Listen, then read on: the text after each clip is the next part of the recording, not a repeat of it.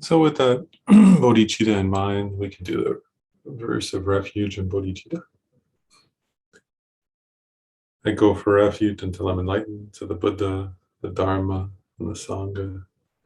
Through the merits of giving and the other perfections, may I become a Buddha to benefit all sentient beings. I go for refuge until I'm enlightened to the Buddha, the Dharma, and the Sangha. Through the merits of giving and the other perfections, may I become a Buddha to benefit all sentient beings. I go for refuge until I'm enlightened to the Buddha, the Dharma, and the Sangha.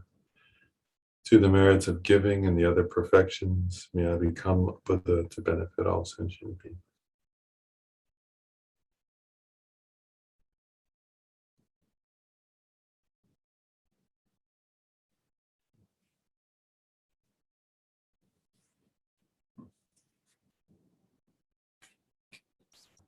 Good to see everybody. Oh, and by the way, I apologize for not having written back. Everybody wrote to me about the completion certificate thing, so I wrote to FPMT, and I just got them yesterday, an email. So what I'll do now is I'll write back to each person and send the completion certificate. I know we have 2 more classes that are mostly on practice, but with this class, we'll finish the text, I think. So we'll start sending them out.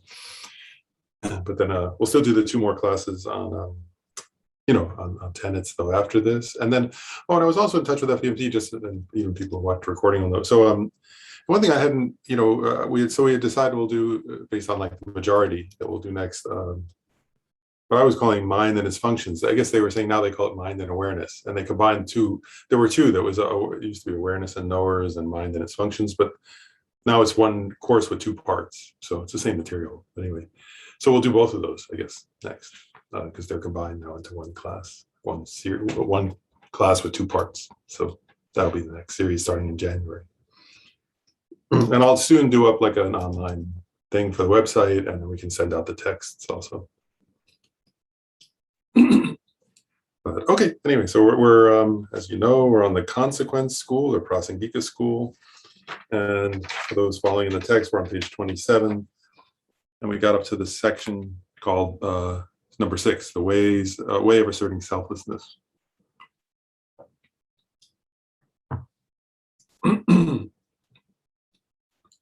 So it starts by saying, oops, the person's emptiness of being self-sufficient, substantially existent, is asserted to be the coarse selflessness of persons. And the person's emptiness of true establishment is asserted to be the subtle selflessness of persons. So let's start with the first half of that assertion, right? So, and one thing I want to remind you, right? So this idea, remember this phrase, self-sufficient, substantially existent. And what I wanted to point out to start with is that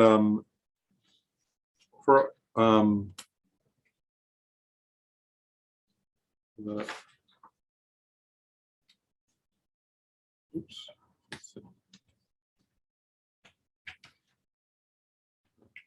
I don't know. Anyway, in brief, like for all the other tenet systems below the Prasangikas, right? Remember, emptiness of being a permanent, unitary, singular self was the gross selflessness of persons. For a Prasangika, of course, things are empty of that, right? Are empty of being permanent, unitary, and self-sufficient. But that's so gross that it's not considered even the gross level of selflessness, right? So in other words, of course, things are still empty from their perspective. Of course, things are empty of being permanent, unitary, and self-sufficient. I'm sorry, permanent, unitary, and singular. But for them, that's grosser than the gross, if that makes sense. And so for that, and then this idea, what they call the gross, the coarse selflessness of persons, right, which is being empty of being self-sufficient and substantially existent. For non, I guess I would say it this way: for non-Majjhimikas, that's the subtle selflessness of persons, right? So the subtle selflessness of persons to non-Majjhimikas is the gross or coarse selfless of persons to, to here to the Prasangikas.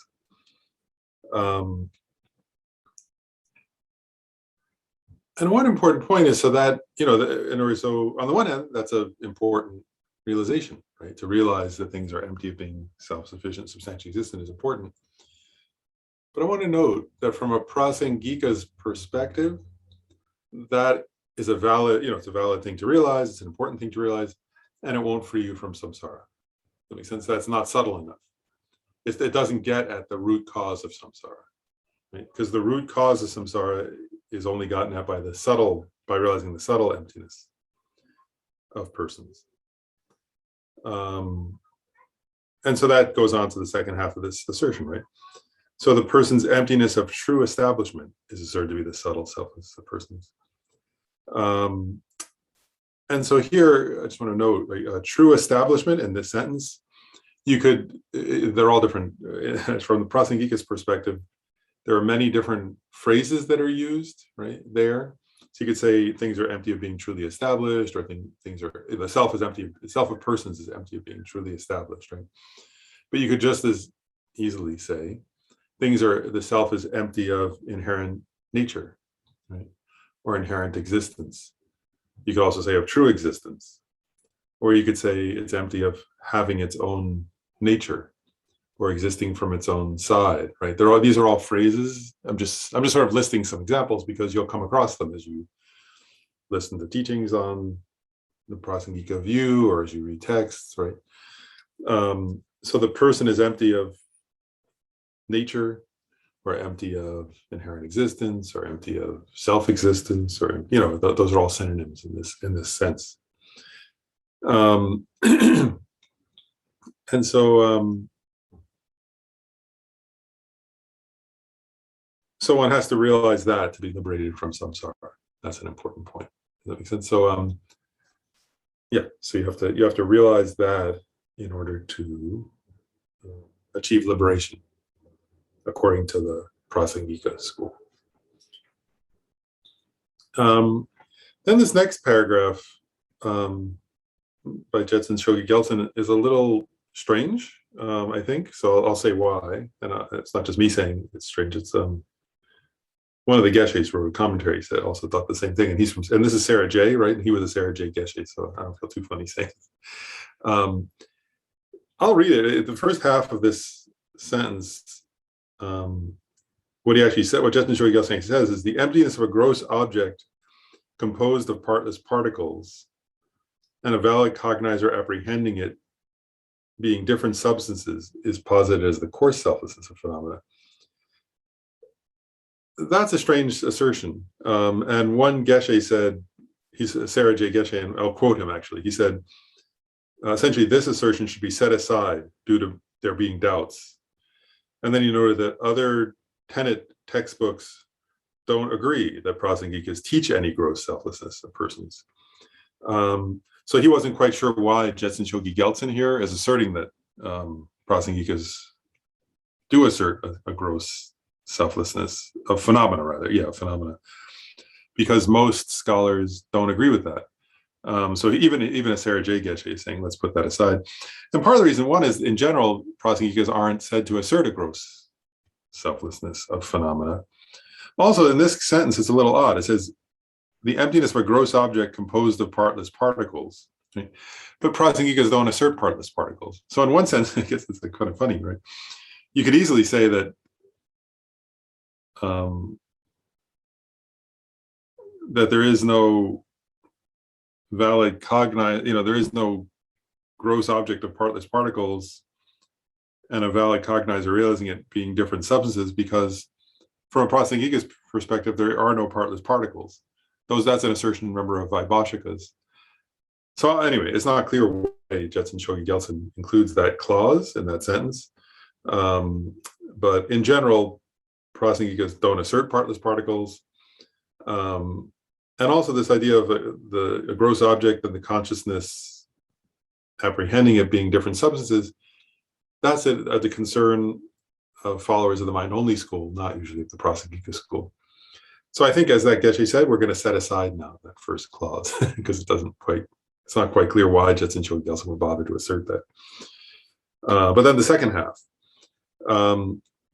the emptiness of true establishment of the aggregates, the basis of designation, is posited as the subtle selflessness of phenomena. And there, it includes one's own aggregates, but it also would include, in terms of form, right? The form aggregate includes your body, but this would also include external forms too, actually. So like your house also would be empty of true establishment, or your clothing or your car or whatever. So the body itself and also external objects. And note though, here it says the aggregates, right? So that also includes the mind, right? So that's different than, for example, the assertion of the mind-only school. Right? So all the aggregates are empty of true establishment, and that is the subtle selflessness of phenomena. And then I'm just going to go on to this next paragraph because it kind of further explains what we've been getting at. It says the two subtle selflessnesses, right? So here, two selflessnesses is referring to above, right? So, so the selflessness of persons and the selflessness of phenomena. And then it says are differentiated by way of the basis of emptiness and not by way of the object of negation, because the refutation of the object of negation, true establishment, upon the basis of the person is the subtle selflessness of persons, and the refutation of the object of negation, true establishment, on the basis of the aggregates, and so forth, is the subtle selflessness of phenomena. So what's he saying here? I think there are a number of important points that are kind of important to understand about the Prasangika school.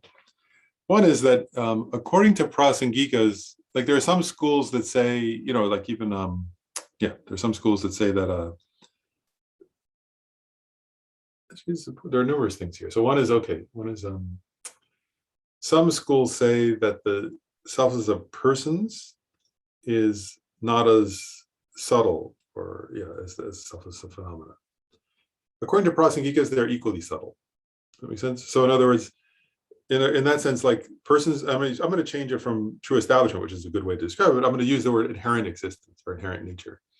They're saying persons don't have inherent nature and phenomena don't have inherent nature. And those two things are equally subtle and equally profound.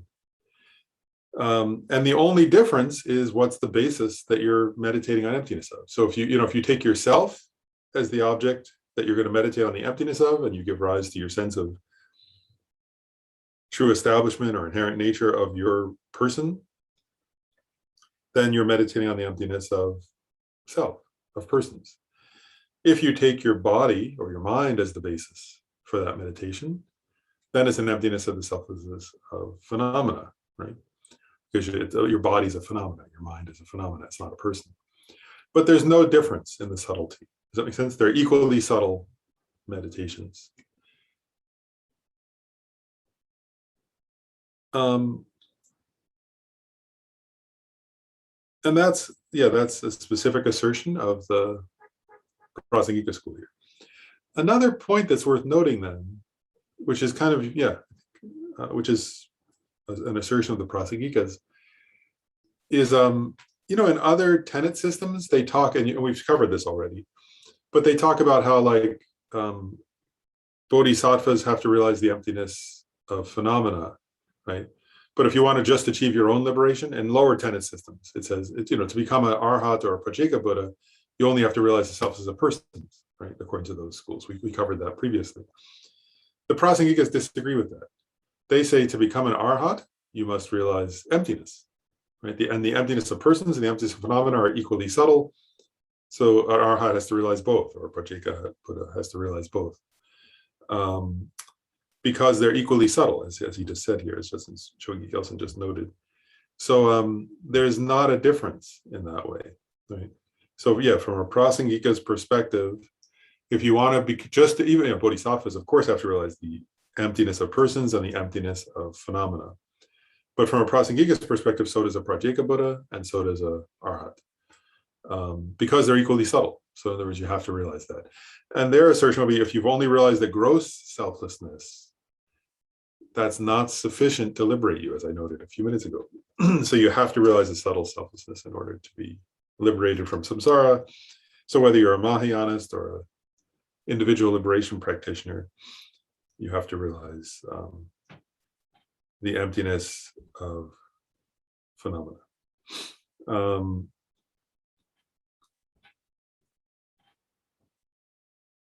another point here I just want to note, right? He says, so the two subtle selflessnesses are different. So when he says here, they're differentiated by way of the basis of emptiness, right? That means if you're meditating on the basis of emptiness means if I'm meditating on the emptiness of me, that's the basis of emptiness, that's a person. If I am meditating on the emptiness and the basis of emptiness is a computer or a cup, then that's a phenomenon. If I emptiness, or my own mind, right? If I meditate on the empty nature of my mind, mind is a phenomenon, right? That's one point. Another is here, he says, not by way of the object of negation, right? So that's not how you differentiate them. And I just want to remind everyone, we've covered this kind of thing before, but right, the object of negation is that which is negated, right? So that's the grasping at a self of persons or a self of phenomena. And what he's saying here is that the object of negation is, and again, I just want to contemplate this because this is probably, in some ways, the lamas say, the lineage lamas say, this is the most important point in some way, is that true establishment, right, he's saying here, is the object of negation. And I just want to pause and note, so we who are trying to understand emptiness have to, that's a really huge point. We have to understand what is true establishment. Makes sense? If you don't know what true establishment is, or inherent nature or inherent existence or whatever, all synonyms, then you can't yet meditate directly on the emptiness of it, because first you have to find the object of negation, because then you're going to negate it, right? And the object of negation is something, I just want to remind you, that's in your own experience, but it's non-existent, right? So in other words, it's something, and what I mean by that is it's something you and I grasp at that doesn't actually exist, right? And I also just want to remind everybody of something here, which is that from a Prasangika's perspective, the self does exist. Phenomena do exist.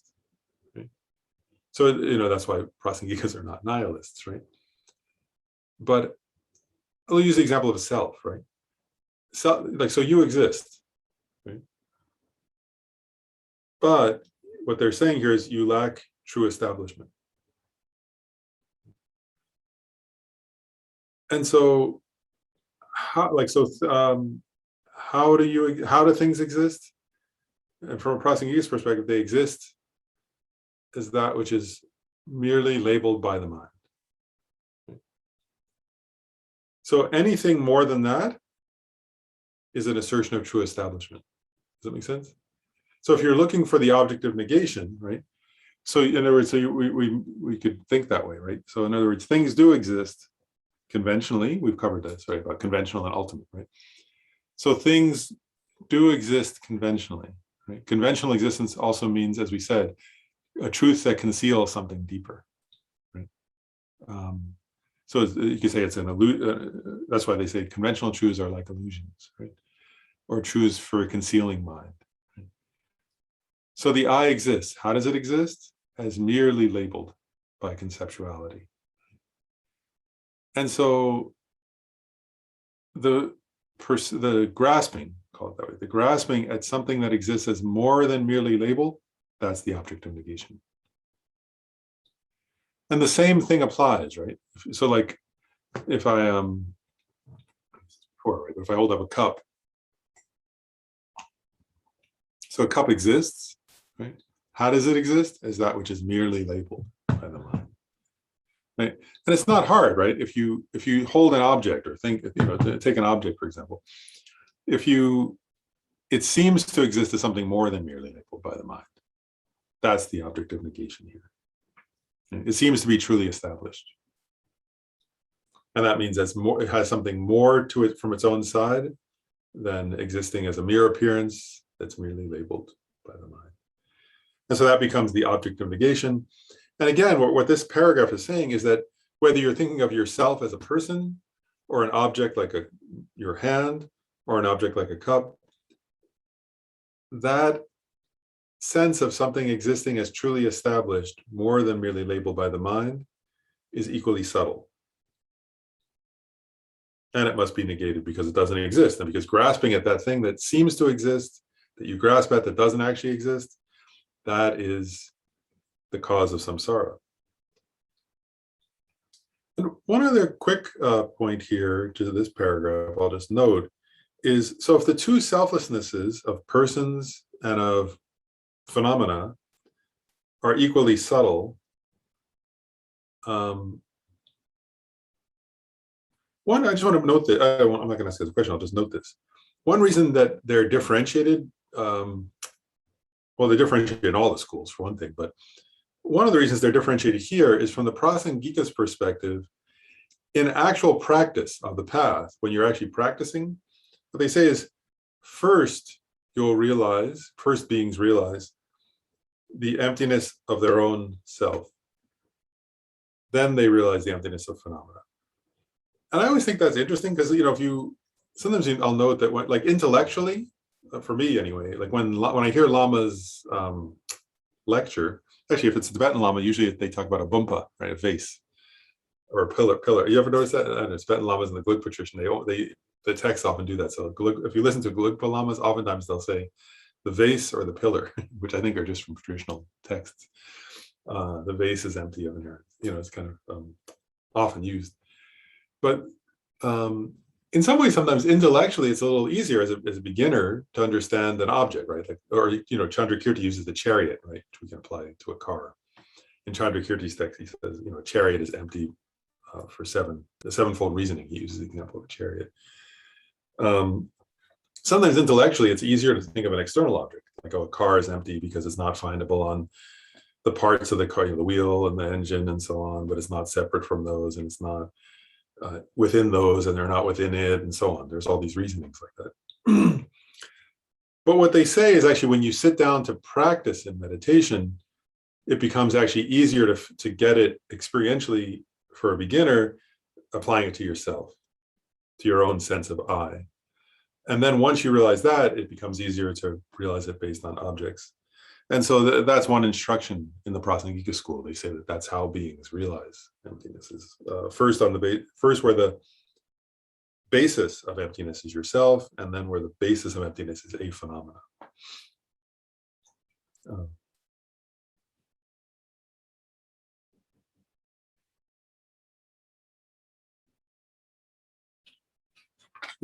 I guess I'll do the one last paragraph here and then I'll pause for questions since this ends this section. So it says, the two subtle conceptions of self are differentiated by way of the observed object and not by way of the mode of apprehension. Because observing the basis, the person, and apprehending it to be truly established is posited as a subtle conception of a self of persons, and observing the basis of imputation, the aggregates and so forth, and apprehending it to be truly established is posited as a subtle conception of a self of phenomena. So that's essentially what I just said, right? It's the basis of designation, right? If you're observing what does it say here? The observed object is a person, yourself, then that would be grasping at a self of persons. If it's a phenomena like your consciousness, then it would be the observed object would be a phenomena, and that would be a self of phenomena. I do want to share one more reflection on all of this, which is kind of similar to what I just said, but you know, so one implication here, right, is that the self of persons and the self of phenomena do exist, right? And they exist equally. You know, they have equal existential status, you can call it, or equal status as existence, which is they exist. You could say they exist in mere name. Right? They exist as merely labeled. And they're equally empty, right? And so this is different, by the way, right, than say the mind only school or below, right? In the two schools of individual liberation, so the Bodhisattvas and the Sautantrikas, they assert, you know, that there's no self-sufficient substantially existent self of persons, but that external phenomena do exist, truly, right? Of course, Prasanghikas would say no. So whereas they really, those two schools really differentiate the status of a self of persons from the status of a self of phenomena. Then, like the mind-only school, right? It teaches an emptiness of phenomena, right? But it asserts a truly established, asserts truly established phenomena as in the nature of mind. It also asserts mind is truly established, right? And so this idea that the self of persons and the self of phenomena are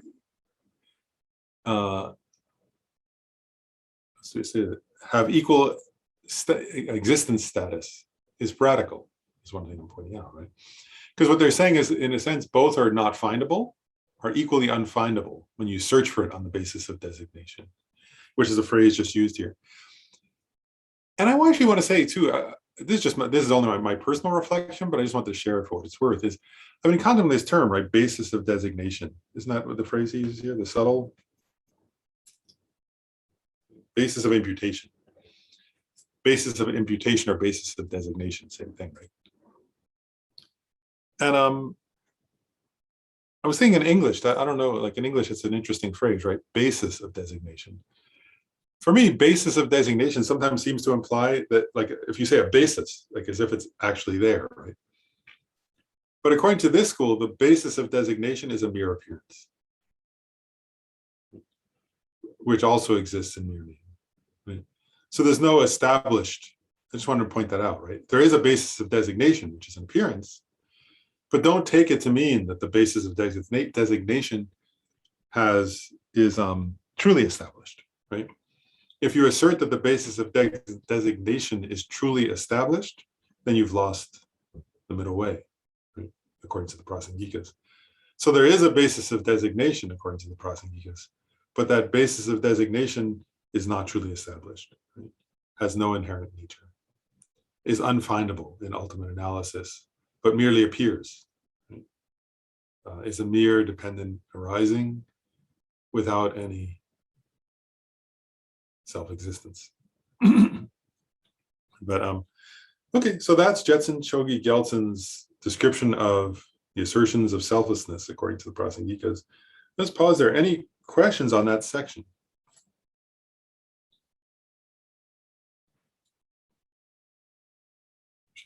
Keep going. Oh, Ryan. I guess it's more of a comment. I'm thinking about, because it surprised me when you said that, you realize the selflessness of self before selflessness of phenomena, because you're right, like kind of walking around in your day, it seems a lot easier to recognize the emptiness of, easy, but the emptiness of phenomena versus the emptiness of self. But when you think about it, if it was the other way around, if you focused on the emptiness of phenomena first, you'd slip straight into solipsism. You'd have a strong grasp of your own self and nothing else, and that would be that's kind of a disaster. So I found that's pretty radical, and also like it made perfect sense, and I never thought of it like that before. So awesome. Yeah, cool. Yeah. Yeah, it's an interesting point. Yeah, and one other thing I'll say too is about that is I think it's also, when you think about it in meditation, because I agree, like there are times where, and it's good to do both. If we're walking around, it's good to sometimes think about the emptiness of our own person and sometimes of phenomena and whatever, whichever, your own mind or external things or internal things or emotions, or, we can apply it to all different kinds of phenomena.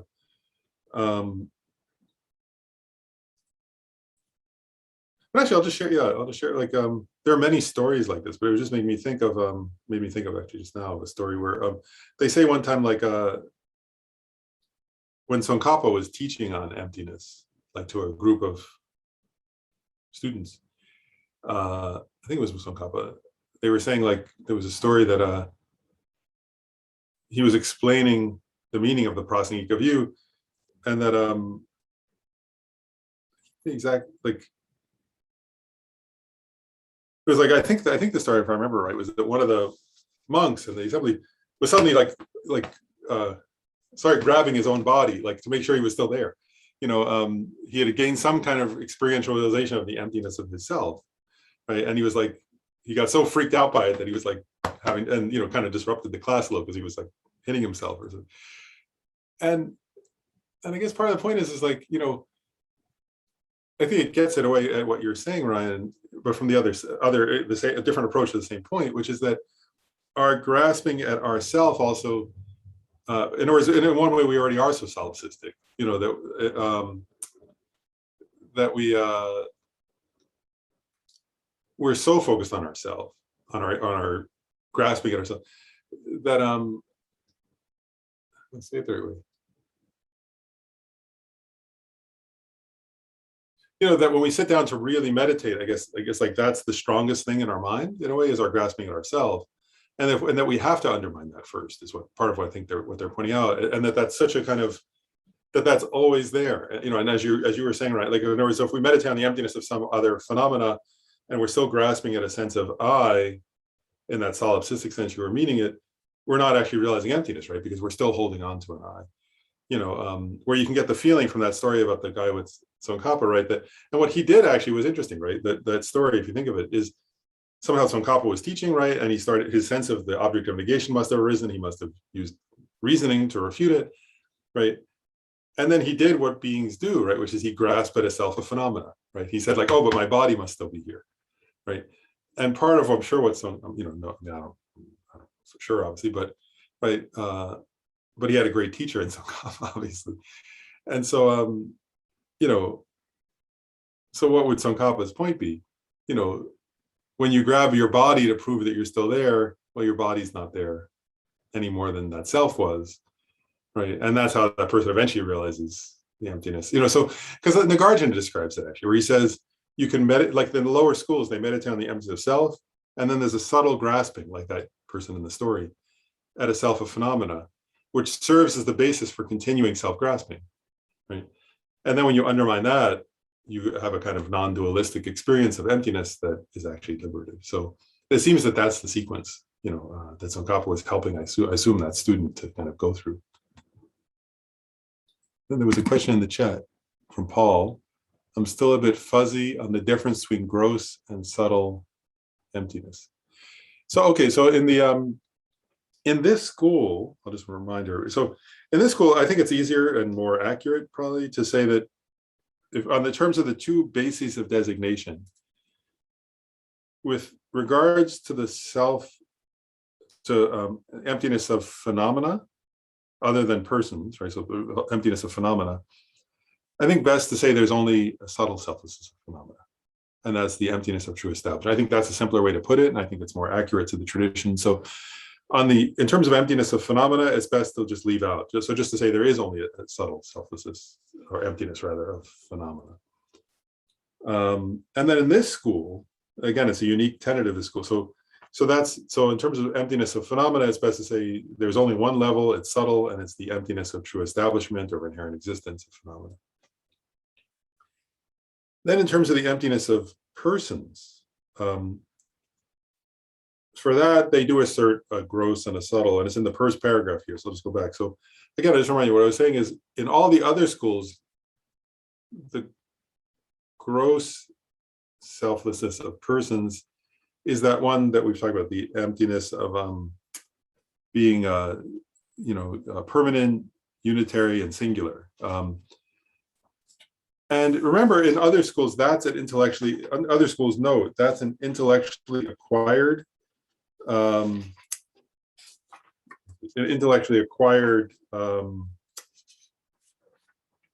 self-grasping. It's not innate. But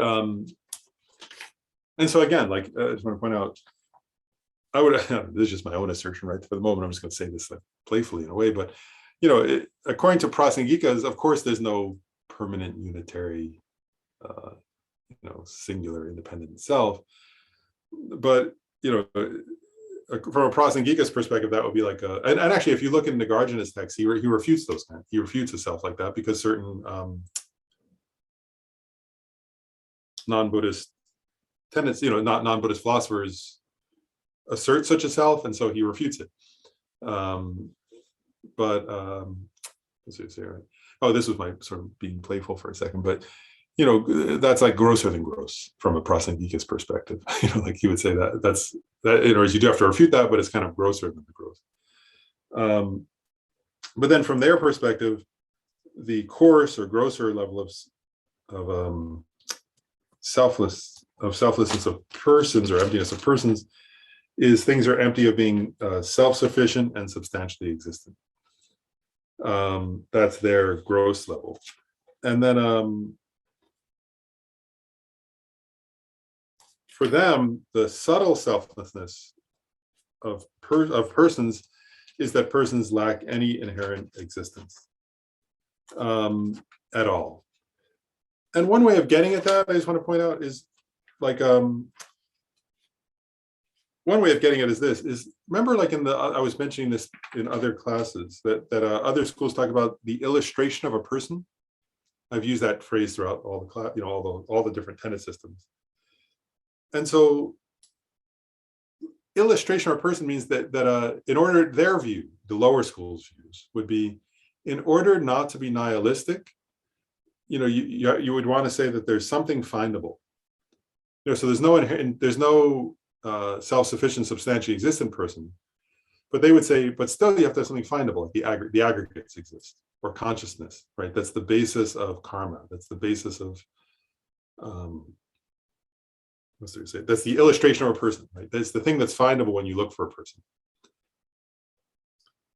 So the lack of true establishment here, the subtle selfless persons, means when you search under ultimate analysis, there's nothing findable.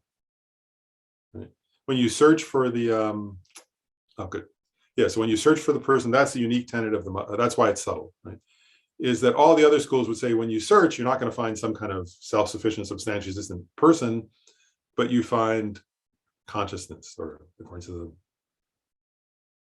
the mind-only school followers following scripture, it would be the alaya, or according to the Vaibhashikas, it would be the five aggregates, or so on. There are different things that are the illustration of a person, which is what you find when you search for the person, right? You don't find a self-sufficient, substantially existent person, but you find something. The Prasangikas would say, no, conventionally there's an appearance that exists in mere, and then there's a person that exists in mere name, merely labeled. But under ultimate analysis, there's nothing findable. And that's the subtle selflessness of person. So that's what's different. That's what you differentiate that. And that's, again, a unique assertion of the Prasangikas, right? That there's no, so for them, for them, the illustration of the person is the merely labeled person, right? So there's nothing findable, right? It's just that which is merely labeled. There's no findable basis under ultimate analysis. It's just that which is merely labeled based on the mere appearance. So that's a subtle. And Lynn has a comment, question.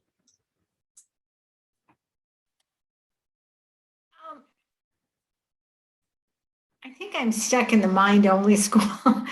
How can we conceptualize these concepts or understand what you're teaching without a mind? How does that happen? You can't. Yeah, no, or to conceptualize or to understand, actually by very definition, right? Mind is that which it knows, right? And so in other words, so to understand something, you have to have mind. Right, but it's not truly existent. So how do we know, how do we use the mind to understand these things if the mind itself is not truly existent? That's a great question. You're getting at this is great, because what you're getting at is that's exactly it, right? So that's what a mind-only school philosopher would say, actually, right? Is that the mind, right? And I can't get beyond that. That's yeah. And that would be the debate, right? And what is really interesting, what a mind-only philosopher would say, the mind has to be truly existent because it's that which, like it's the what's it say, right?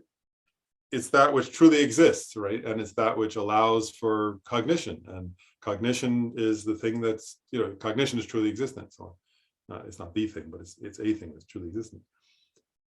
And what Prasangika, right, what Nagarjuna actually says in his Mula Majjhimaka Karika is, how does he say, I mean, I won't remember the exact wording, but essentially he says, what he says is, because of emptiness, all things function. In other words, because mind, so in other words, he says mind functions because it's empty. If mind were inherently existent, it would be static. It would be unchanging.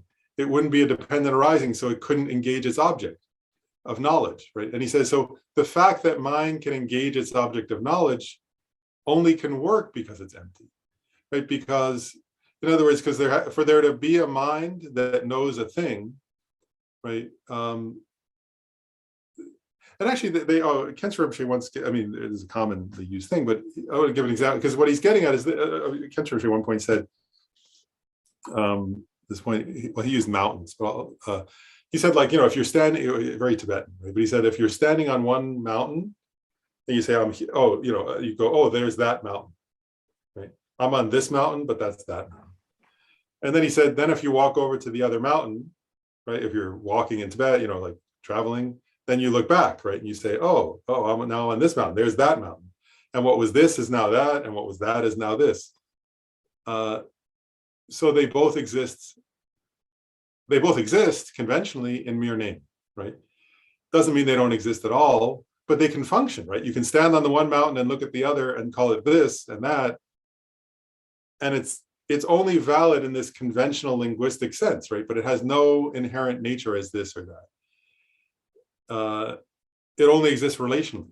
And what Nagarjuna is getting at is that, which is what you're asking, this would be Nagarjuna's response, is that consciousness, how can consciousness newly understand some information about Buddhist philosophy, right, that it didn't understand before? If it were intrinsically existent, it couldn't engage, right, like that. And so that the fact that it can engage one object and then some new object of knowledge only is possible because it's empty of intrinsic nature, of inherent existence. And because it's empty of that and only exists as a dependent arising and only exists in mere name, therefore it can relationally engage. So everything is impermanent, essentially. It's impermanent. Yeah, that's true. It's impermanent, and in a way, though, I mean, Majjhimaka Prasangika's philosophers say, because like a mind-only philosopher would say all things are impermanent also, right? They would agree with that. So in a way, though, what Nagarjuna and the other Prasangika philosophers are getting at is actually a radical implication of impermanence. Like some people would say, things can be truly existent and impermanent, right? Or truly established and impermanent. What Nagarjuna is saying is, if something is impermanent, it can't be truly established.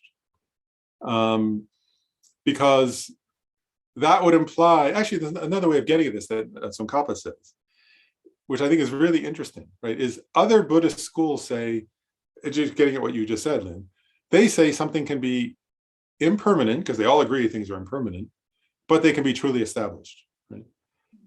And what Nagarjuna's position is quite different. What these philosophers, the Prasangika philosophers, say, wait a second, you just admitted things are, the consequentialist reasoning, right?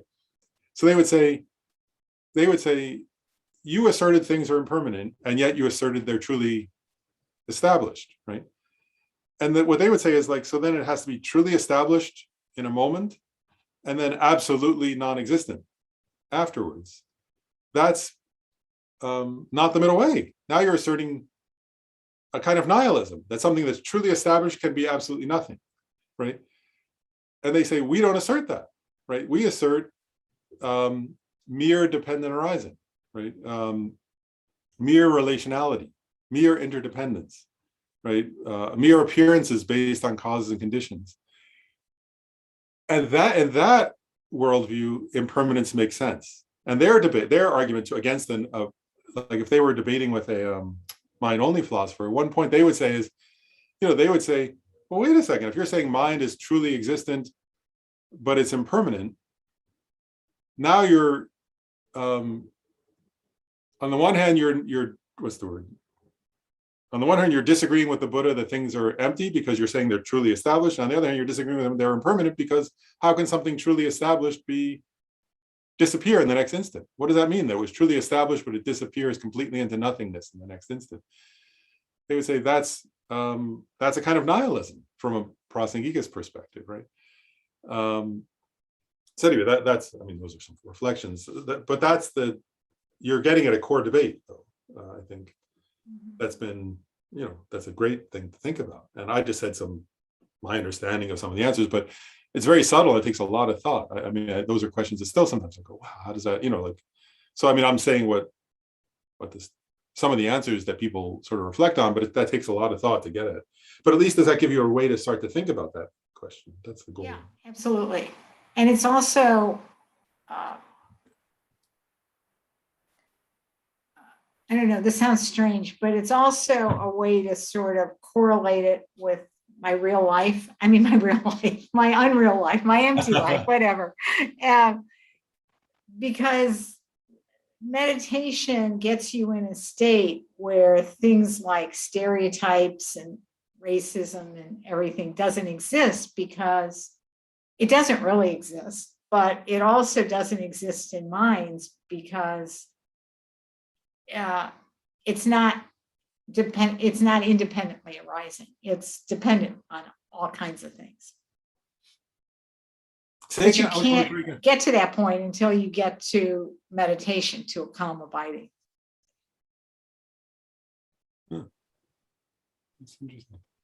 Like, just to give an example, if the people engage in, like in professions, like doctors, they engage in stereotypes and racism when they don't have time to think about the individual or the person they're treating. And it's because the stereotypes that they have deep-rooted go into play, so they're not being fully present with the person, with the patient. And so, which is implicit bias. That's what implicit bias is. But the interesting thing, if you can pull them back and give them more time and have them be calm abiding, even if they're not in a meditative state, they don't hold those views. So it's sort of your mind changing minute to minute or second to second, whatever.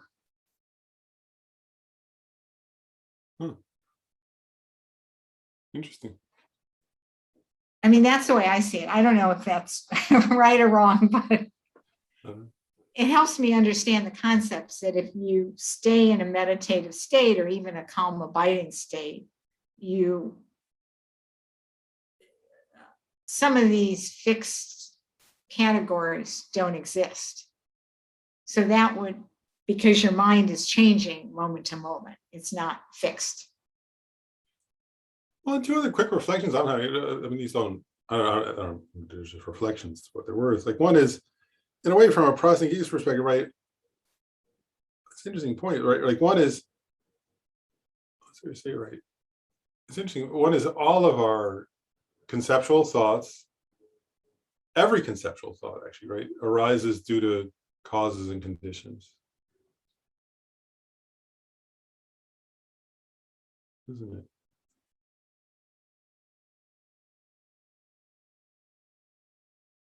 And I guess another is like, one thing that Prasangikas suggest is using reasoning to challenge our conceptual thought, right? Like, so in other words, like, is also like, so one is, I mean, like you said, one has to slow down to do this, of course. But then, is using reasoning based on experience to challenge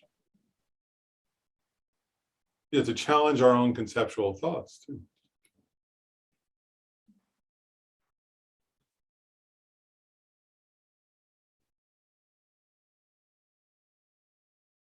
And to recognize all of our distortions.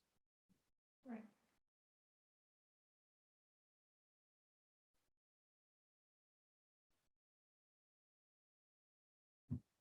But Avrahi is. Oh, you're on mute. I have two questions. One is, so according to let me just say MP school instead of mispronouncing everything. Basically, are they thinking that these other schools are getting to a certain point and then realizing, whoops, I'm not liberated? Or are the other schools satisfied with where they are and they're thinking that's in fact liberation? Because it seems like there's a discrepancy, because you would get to a point where you would say, oh, I've pacified this delusion, but in fact, I haven't totally eliminated it. So how are they looking at all of this? From which school's perspective, though? I guess from both, from the lower school's perspective and from the MP, because even for from the point of view of the lowest, the lower schools, some of them believe your mental continuum is extinct at liberation. Well, wouldn't they get to a point and realize, whoops, it's not extinct? Yeah. So is that where the challenge in their mind comes?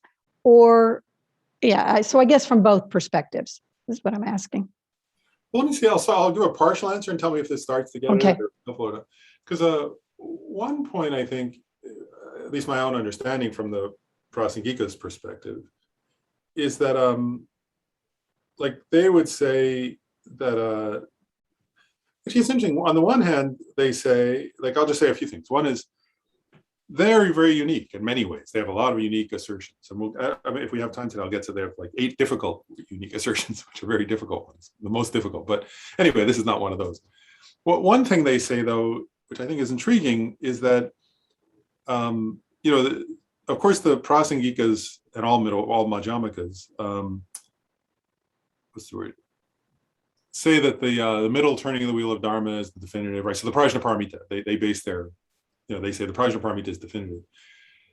But then they find, actually, it's in the scriptures, that they'll find certain quotes from the first turning of the wheel of Dharma and the Four Noble Truths, where there's a phrase the Buddha uses, which they interpret as saying that the Buddha did teach emptiness of intrinsic nature in the first turning of the wheel of Dharma. So they say there are some arhats who actually realized the Prasangika view and are actual arhats and really did achieve liberation. They had the merit and they understood this phrase that the Buddha meant correctly and therefore realized. So one point is they say that that there are passages in any given Buddhist scripture where the correct disciple could realize the ultimate truth from their perspective. That's one point. Okay. Then another point, though, is from their perspective, the Buddha did teach other tenets, that were not the ultimate truth. And from their perspective, they often say that's because they sometimes say like other, certain disciples would be terrified by emptiness, that it's too terrifying and that it's too difficult to understand and so on. So from their perspective, like that somebody else would meditate on a grosser kind of selflessness is a good thing for them, that's sort of helping them become ready for a more subtle view or something of that sort. And so they would say that's like a part of a person's or being's like evolutionary process towards, enlightenment. And that, there are many beings then from their perspective who, let's say, might have developed calm abiding and then meditated using calm abiding on a grosser level of selflessness and therefore successfully suppressed their mental afflictions. Because if you have calm abiding and you're meditating on even a gross level of selflessness of persons, it really is going to suppress, you're not going to give rise to mental afflictions, and that's a good thing. But, still their view would be that person eventually has to, through the guidance of the Buddha or Bodhisattvas or so, whoever, so on, eventually has to realize the subtle selflessness that we're getting at here. And even from their perspective, like, so that's, so from their view, that's still, that's part of the Buddha's skillful means, you could say, for beings who are too terrified yet to realize, to hear the teaching on subtle emptiness. I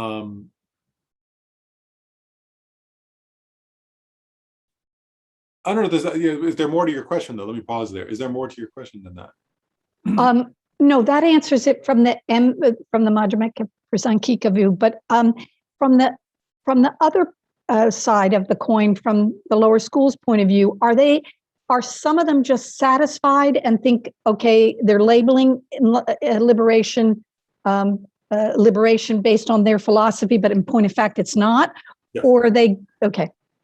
Yeah, that's right. Yeah. They would call it, like, so they would say that is liberation. And they would say, if you're a when they would, like, some of them see the Prasangika text and say, that's nihilism. That's not the Buddha's teaching. That's a kind of misinterpretation. And that our view of liberation is correct. This is all, this is a correct view, and that's a kind of nihilistic something. So from their perspective, they would say, this is the, so if you're like, say, a Sautantrika, right? You would say, our view of liberation is a correct view of what liberation is, and this Prasangika text is some kind of nihilistic misinterpretation of the Buddha's intent, and it will lead you to a kind of bad direction. Our scriptures and practices are correct, and that's the path to liberation. Yeah, so that's right.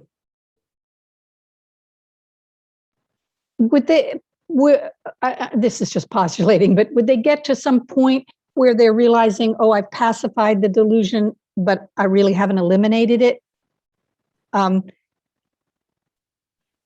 Yeah, what becomes interesting with that, I mean, in theory, like from a Prasangika's perspective,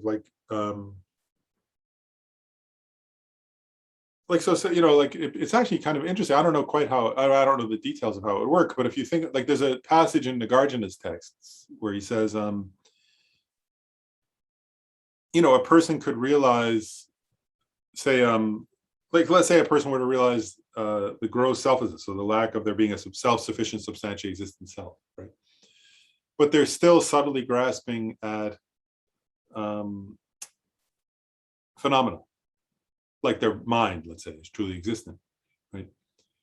What Nagarjuna says is that grasping at a self of phenomena will eventually lead to a reassertion of grasping at a self of persons. And it will also eventually lead to a reassertion of mental afflictions, therefore, because it's the very nature of, if you have a grasping at a self of persons, you're going to give rise to mental afflictions. And so, if you take that view of Nagarjuna's and apply it, right, what you would say is, from a Prasangika's perspective, such a person, in one way, would be quite wonderful, right? In other words, that person would, like, for a long time, maybe for a lifetime, not just, like, you could imagine somebody, if they gained calm abiding and used it to meditate on the gross selflessness of persons, be incredibly peaceful state, I'd be thrilled. Yeah. Personally. You can imagine, right? Because it would be like incredible relief. Like, oh my goodness, all, no anger, no craving, no pride, no jealousy, no all that. And it could go on for lifetimes. But what would happen is that eventually, from that quote from Nagarjuna, that point, I didn't quote it exactly, but that point from Nagarjuna is that subtle grasping, let's say, at the consciousness, would eventually give rise to a subtle grasping at self that is more sense of I, or it would always be there under the surface. And then gradually some mental afflictions would start to arise, right? And and the hope, I suppose, would be that they sometimes, there are different views on this, but sometimes they say, like, that such a being, there are some texts that say that, like, somebody like that is abiding, if they're like in a calm abiding state, that they're, and they're sort of meditating on that level of selflessness. First of all, they have faith in the Buddha, they have incredible refuge, they have renunciation, and then now they're meditating on something that's correct, but not the ultimate truth, which is that the self isn't self-sufficient, substantially existent. So the idea, the hope, I suppose, would be that such a being would, when they start to notice, oh wow, there's still a subtle level, let's say, of grasping here, that they would go to the Buddha, and say, what's going on? Like, I thought I was liberated. And hopefully that was what would happen, isn't it? That the Buddha would then say, it's because there's no, consciousness also is empty, and give them the teaching of the, maybe, teach them the Prajnaparamita, essentially. And that then they would realize, Yeah, and such a being, I guess, actually, if they're motivated by individual liberation, so then they can actually become an arhat. And then later again, the Buddha would have to then awaken them from that in order to practice the Mahayana and so on. So it'd be a much longer process as part of the problem, but that would be the hope, I think.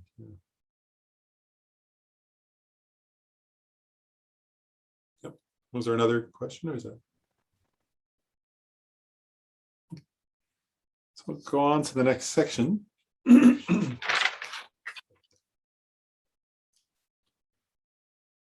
so there comes the final section. Presentation of the grounds and paths.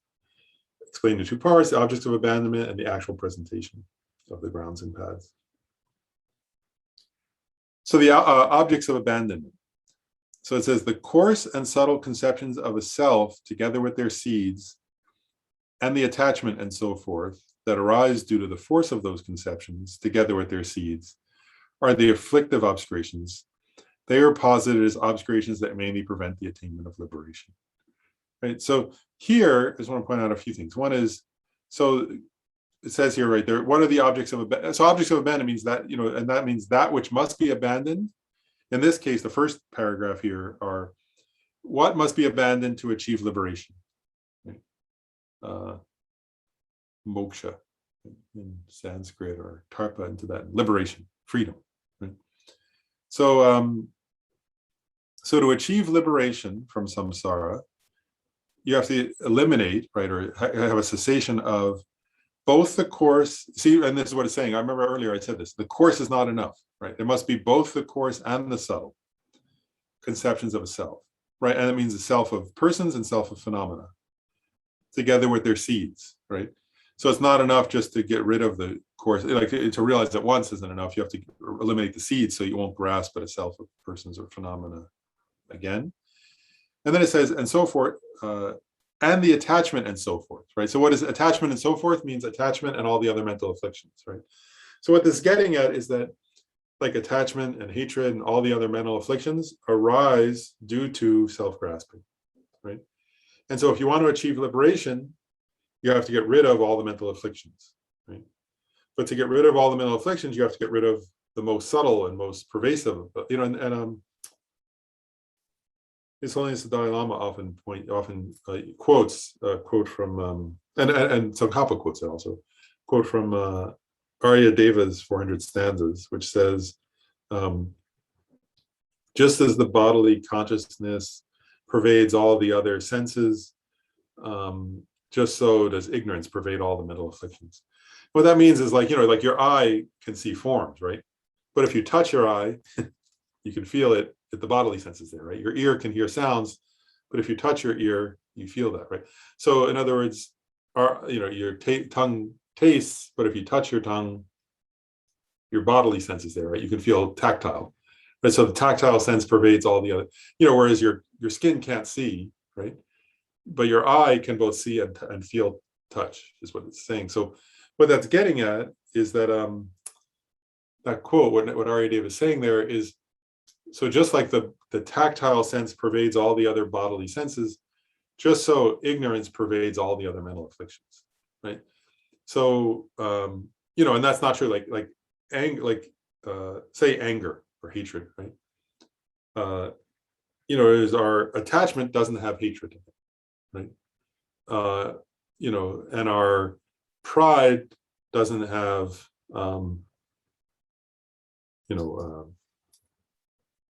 hatred in it. Does that make sense? Like, so the other mental afflictions can be mutually exclusive. You can have one and it doesn't have another, so certain other ones. But what they're saying here is that ignorance pervades all of them, right? This kind of ignorance, grasping at true existence, or inherent existence, pervades all the other mental afflictions. So to achieve liberation, you have to eliminate all the mental afflictions, which necessarily requires eliminating also the coarse and subtle conceptions of a self, together with the seeds. And if you eliminate those and thereby eliminate all the other mental afflictions, then you achieve liberation. And by the way, as we were getting at a few minutes ago, that would be for a person who is practicing the vehicles of individual liberation, right? So the vehicle of the Shravakas, the vehicle of the Pratyeka Buddhas to achieve arhatship or Pratyeka Buddhahood. That's the main object. That's the only object of abandonment, right? They need to abandon those and achieve liberation. And that's their goal. And so that would be that. Bodhisattvas also have to, if you want to become a Buddha, of course, you also have to eliminate those. But to become a Buddha, you get to the next paragraph, right? So if you're going to try to become an Arhat or a Pratyeka Buddha, that first paragraph is sufficient, right? You eliminate the coarse and subtle concept of a self and all the mental afflictions and their seeds that are associated with those, and you achieve liberation. Now, if you want to become a Buddha, the next paragraph applies. The latencies of the conception of true establishment and all the factors of mistaken dualistic appearances that arise due to the force of those latencies are obscurations to knowledge. They are posited as obscurations that mainly prevent the attainment of omniscience. And so what this is getting at is that after you've eliminated the mental afflictions, as I just mentioned. And by the way, according to I'll get into this in the next paragraph or next section, so I won't say, or next subsection. So after you've eliminated all the mental afflictions, there are still the latencies of those. And those also have to be eliminated. And the point here that's being gotten at is that at that point, you've already achieved liberation, but you're not omniscient. So you're not fully effective at benefiting others. And so you have to eliminate dualistic appearances, which are the residue. You have to eliminate the appearance of true existence or inherent existence. So even, those kinds of appearances arise due to the latencies of ignorance. Actually, I'm going to use a metaphor. I'm actually doing this for this reason. It's kind of recently, just very brief. Yeah. Anyway, Shayla was drying some sage. And so she she cleaned a jar that had garlic in it, thinking she would put some sage in it for me, to use for incense offering. And so this is a traditional metaphor for this process. But so she had cleared out, of course, she had cleaned it quite well. So all the garlic was, she had used up all the garlic, but she cleaned it well, and there was obviously no garlic left, right? But I was going, what? The whole kitchen was smelling somehow. And I was like, everything's clean. Why does it smell? And then finally I realized the lid had this extremely strong smell of garlic still. Right, so there was no garlic, but there were latencies of garlic. And actually, I've been having fun with it for some reason. It's a traditional metaphor, right? So that when you get rid of all the garlic, it's like you've gotten rid of all the mental afflictions, right? It's a metaphor here, right? But the smell of them remains. There's no garlic there, not even one tiny little piece, right? But the smell was still quite strong. And so actually, I've been taking this as a metaphor for Dharma practice. I put it with baking soda, and then with vinegar, and then with vinegar and baking soda, and then mustard. Now it's out in the sun. And it still smells. It's hard to get rid of the latencies. And I'm having kind of fun trying. But my point is that's a metaphor for this, actually, right? How do you get rid of the latencies? And what that's saying is, even after you've eliminated the mental afflictions, you still have dualistic appearances. You still have appearances of things as if they were truly existing. You don't grasp at that appearance because you don't have self-grasping anymore, but that's still how things appear to you. And therefore, you're not omniscient. And to become a Buddha, you have to eliminate, as it says here, all mistaken dualistic appearances, right? So things no longer appear as inherently existent to a Buddha. And so to eliminate the latencies, the leftover latencies, we call it, of ignorance, that's unique to the Bodhisattvas, right? And only a Buddha has eliminated those. And that's how a Buddha can simultaneously know emptiness and know all conventional phenomena at the same moment, right? Omniscience, as it mentions here. So omniscience means a Buddha simultaneously in each moment of cognition knows the ultimate truth directly, like they say, like a fruit in the palm of the hand, known directly, and at the same time knows all conventionalities directly, like the fruit in the palm of the hand. And that that's a unique experience of a Buddha. Only a Buddha has that. And it comes from eliminating the latencies or the taints or whatever of the mental afflictions. And so that's a unique object of abandonment of bodhisattvas,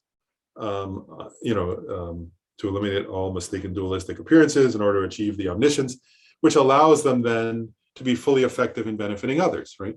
An arhat or a Pratyeka Buddha is not fully effective in benefiting others. Only a Buddha is, and it's because they've eliminated those latencies.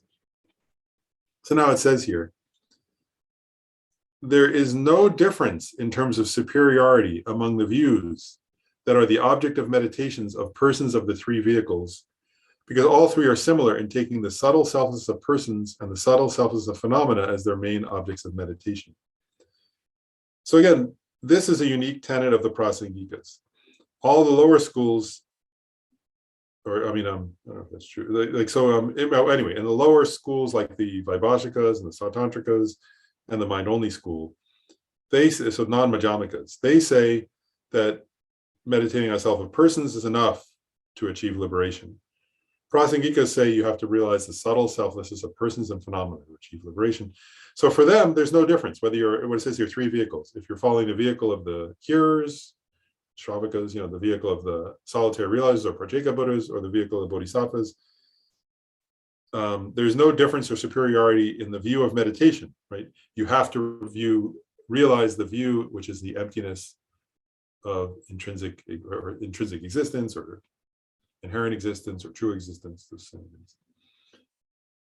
Now he says, there are, though, differences with respect to their main objects of abandonment, because hearers and solitary realizers take the two conceptions of self together with their seeds as their main objects of abandonment, because that's all you have to abandon to achieve liberation, right? Whereas bodhisattvas take the latencies of those conceptions as their main objects of abandonment. And there I'll mention something briefly, which is that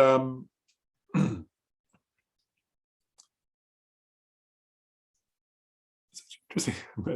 According to the other schools, like according even to the Svatantrika Majjhimikas and the mind-only school, right, who teach bodhisattva paths, they say that as one progresses along the bhumis, one gradually eliminates both the afflictive obscurations, right, which are causes of samsara, and the obstacles to omniscience. Prasangikas, that's how Prasangikas asserted, they disagree.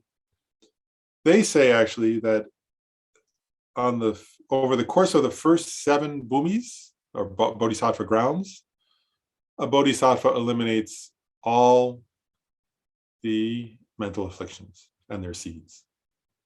And so from a Prasangika's perspective, at the moment a bodhisattva achieves the 8th bhumi, they've eliminated, they're liberated from suffering.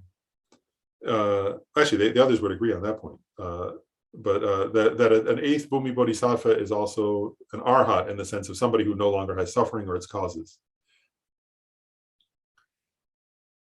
But the other schools say, while they were doing that process up to the 8th bhumi, they were also gradually eliminating some of the seeds of the latencies. Prasangikas say no. They say during the first 7 bhumis, one eliminates the mental afflictions, and in the last 3, the 8th, 9th, and 10th, those are the elimination of the latencies. That's where the bodhisattva eliminates the latencies in order to achieve omniscience. And so that's a unique tenet. That's a unique position about the path that Prasangikas assert, is that for Prasangikas, on the first 7 bhumis, you eliminate the mental afflictions. On the last 3, the 8th, 9th, and 10th, you eliminate the latencies of those afflictions. So anyway, it would be like some people would, be like, can you eliminate the smell of the garlic while you still have garlic in the jar? They say, no, first you have to eliminate all the garlic, then you eliminate the latencies. Whereas the others would say you're eliminating them as you go along all along the way. So it's just a difference in terms of how they describe the path. Now it says, the suchness that is qualified by the abandonment of the 2 conceptions of a self, together with their seeds, in the continuum of a hearer or solitary realizer foe destroyer in meditative equipoise, is a nirvana without remainder. Whereas the suchness in the continuum of a hearer or solitary realizer or foe destroyer in post-meditative equipoise is a nirvana with remainder. I actually want to ask, in your studies before, I don't know if you come across those phrases, like you can just hold up your hand if you have, right? Like I'll say, so have you come across the phrase nirvana with remainder and nirvana without remainder? Have people come across those phrases or not really? Only one or two, a couple people, a few. So I thought I wasn't sure if it's a familiar phrase. It appears in many different, it appears in all the different tenet systems, these phrases.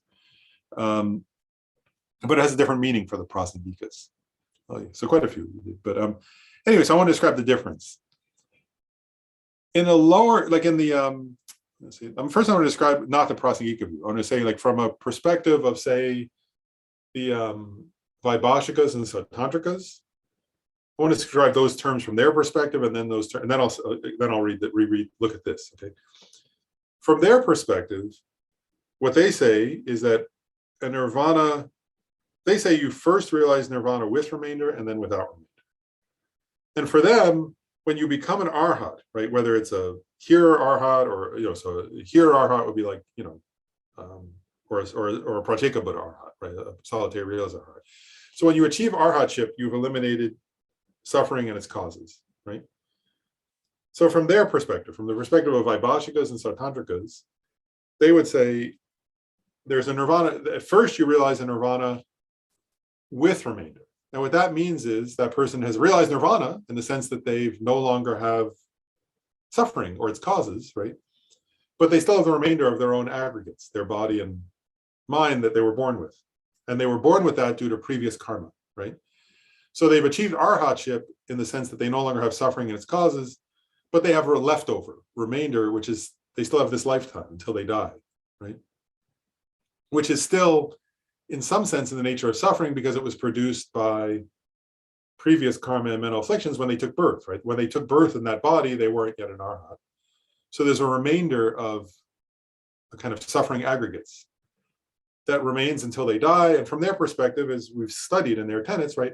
Then when they die, they achieve, there is like, they have a kind of cessation of being, right?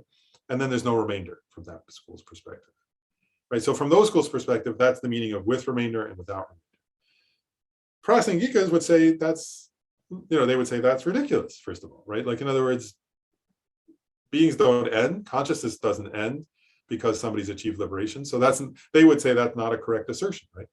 But they still, so they say, so from a Prasangika's perspective, what is nirvana with remainder and nirvana without remainder? They have a different assertion. So I was just explaining the other school's perspective in order now to explain this one. So actually they say, first of all, that nirvana without remainder comes first and then nirvana with remainder. So they flip the order. And for them, a nirvana without remainder, as it says here, is when an arhat is in meditative equipoise directly realizing emptiness. At that moment, there are no dualistic appearances, right? There's only the direct experience of emptiness without, like water poured into water, with no sense of subject and object. So they would say in that moment, there's no remainder because that arhat has no suffering and no cause of suffering, is directly realizing emptiness.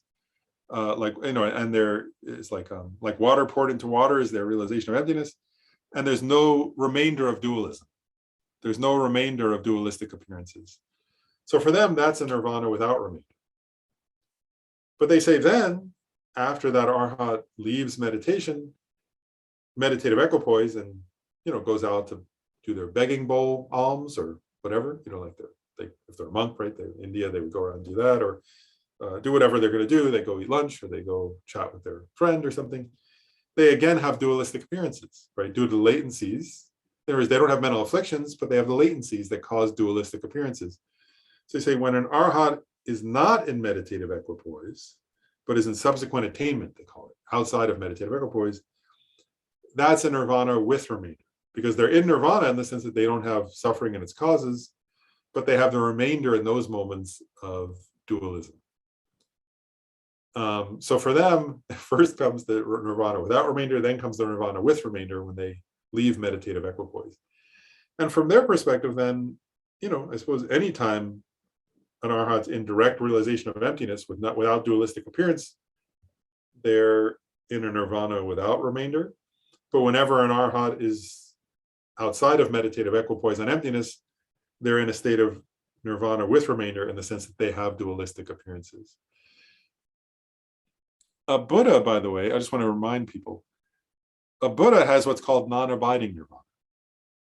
And that means that a Buddha has, they don't have nirvana with remainder or without remainder. They have a non-abiding nirvana in the sense that they have no dualistic appearances, right? And they don't have, a Buddha doesn't have meditative equipoise and subsequent attainment. A Buddha is always in meditative equipoise, even while going around, even while manifesting as a teacher. So for a Buddha, there's what's called non-abiding nirvana, and non-abiding because they don't abide in just emptiness, and they don't abide in just convention. And they don't abide in any dualistic appearances either.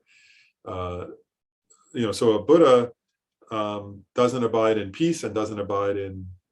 You can say a Buddha doesn't abide in individual peace and doesn't abide in samsara. That's the best way to put it, right? So, for a Buddha, they say, anyway, that's the best way to put it. A Buddha doesn't abide, not abiding means they don't abide in peace of individual liberation, and they don't abide in samsara, so that they have a non-abiding nirvana, right? In the sense that they're not suffering, they don't have suffering and its causes, but they, so they don't have, anyway, my point is they don't have nirvana with remainder or without remainder. But arhats do in this sense. And this is a unique tenet of the Prasangika school. You remember the other school, like the schools of individual liberation have this idea of the nirvana with remainder is why you still have the aggregates, and the nirvana without is that you don't. That the Prasangikas would say that's not true, right? They would say this other assertion of the meaning of those terms. So they rethink what those terms mean. And maybe I'll cover the last paragraph, and then I'll sort of pause for questions, and then I'll make some other comments if we have time. So it says now, for those of the great vehicle lineage, right, the Mahayana, who are definite in that lineage from the very beginning, the complete abandonment of the afflictive obscurations occurs simultaneously with the attainment of the eighth ground, eighth bhumi. That's what I was just saying a few minutes ago. And the complete abandonment of the obscurations to knowledge, which are obscurations to omniscience, occurs simultaneously with actualizing the four bodies. Or the four bodies are the four bodies of a Buddha, right? That's a Buddhahood. So here four bodies is, you call it. Well, sometimes I've said this before, right? Sometimes they talk about two bodies or three bodies. You can they're all the same meaning. It's just different ways of categorizing it, right? So you can talk about the bodies of a Buddha as two, as three, or as four. Well, there are other ways to categorize them also, but if you talk about four, it would be the nature Dharmakaya, the wisdom Dharmakaya, the Sambhogakaya, and the Nirmanakaya. Right? So if you want to do as four. If you want to do as three, you just say Dharmakaya, right? But if you can differentiate the Dharmakaya into the nature Dharmakaya is like the Svabhavakakaya, and the Jhana Dharmakaya. But if you want to do it anyway, so that's the four bodies. It'll say in the Svabhavakakaya, the Jhana Dharmakaya, wisdom Dharmakaya. Jhana is wisdom, so the wisdom Dharmakaya. The Sambhogakaya, which is the enjoyment body, complete enjoyment body, and the Nirmanakaya, the emanation body.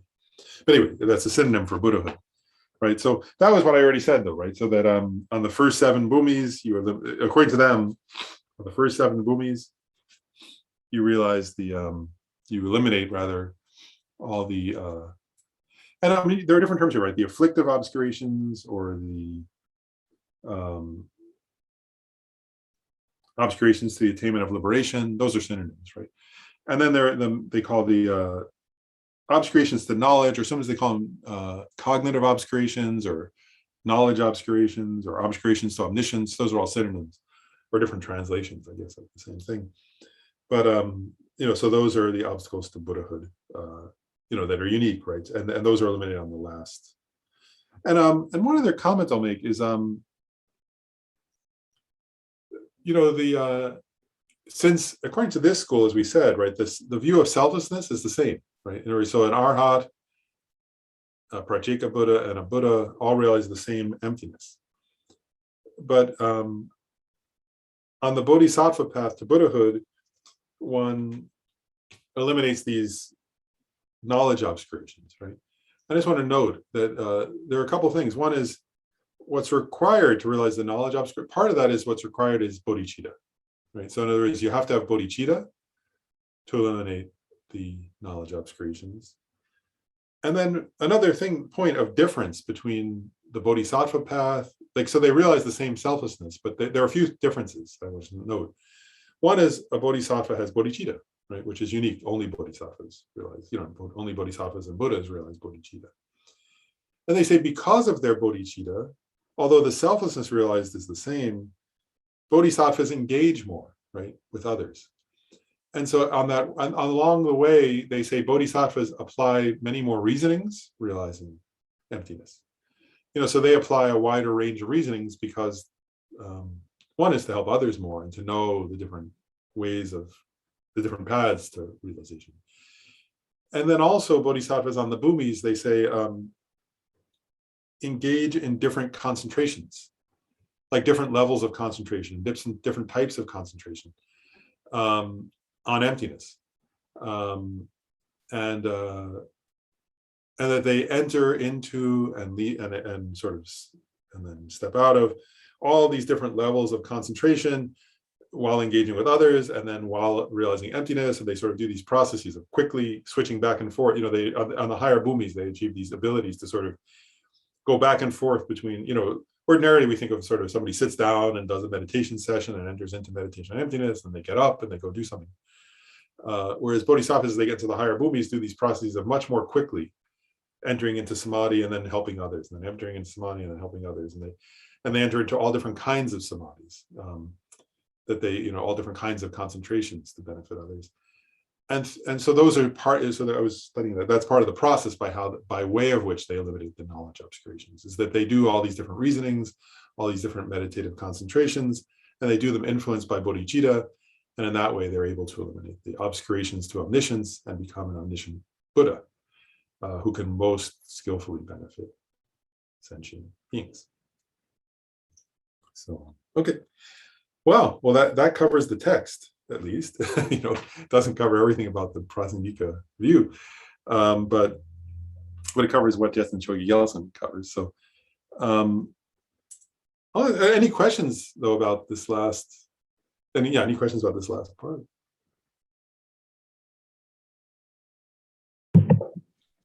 I got one. Oh, sure. From a little bit earlier, I didn't ask at the time, but you're talking about how, the difference between the mind-only school, obviously they posit that mind is truly existent, and Prasangikas do not. And, it got me thinking, like, am I correct in understanding that, mind, what does the mind do? Mind knows, right?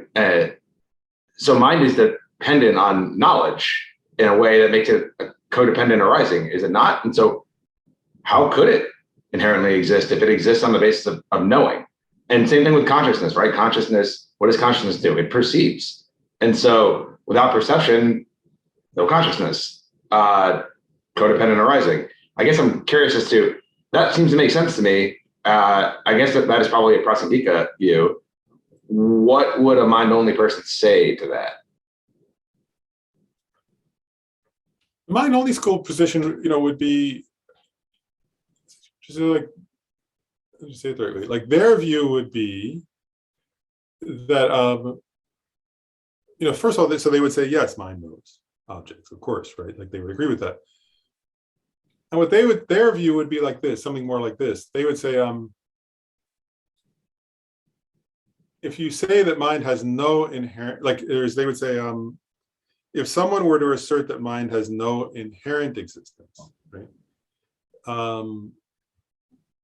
Or no true existence, then such a person is nihilistic, because, like, the traditional example would be like the horns of a rabbit have, like, we can use the term horns of a rabbit, but it doesn't exist because it has no inherent, it's like that functioning things that actually function have to have some existence from their own side to function. Otherwise, everything that a person, they would say, if something exists as merely labeled, then, then go, they would say, well, then go have your best friend be the man in the moon, and go build your house out of the horns of a rabbit, because those things are labeled, but they don't actually exist because they have no existence from their own side. They don't function. And they would say, so the mind functions, therefore it has to have existence from its own side. And it's interesting how much sense that makes, but at the same time, that's a Prasangika technique of debate, in that it's like, let's take it to its absurd ending, right? Build your house out of the horns of a rabbit. It's interesting. Thanks. Yeah, I don't have a good answer to that, but it's fascinating. So. Well, and one quick point I'll just say too is, like, one is at least that will be the debate, and again, we have to think about it.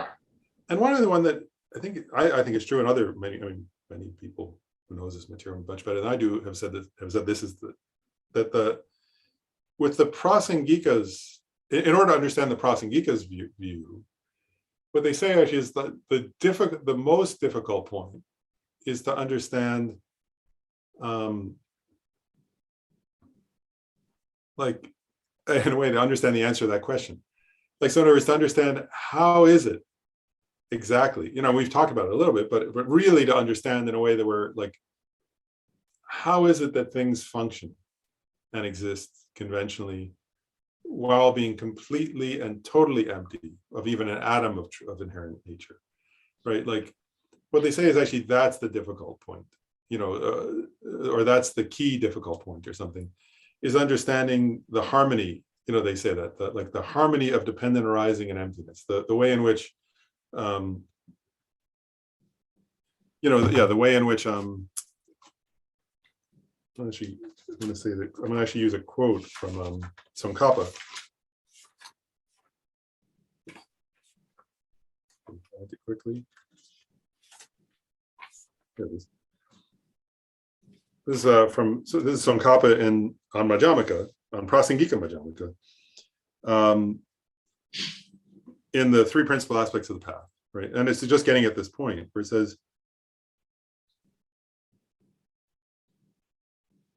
so first he says, when one sees the infallible, always unbetraying cause and effect of all phenomena in samsara and nirvana, and destroys all false perceptions, then one has entered the path that pleases the Buddha. So first of all, he's saying, right, when one sees how causality, that causality itself destroys false perceptions, right? Dependent arising itself destroys false perceptions. That's not the main point. That's his introduction. He's getting there. Then he says, appearances are infallible dependent origination. Voidness is free of assertions. As long as these two understandings are seen as separate, one has not yet realized the intent of the Buddha.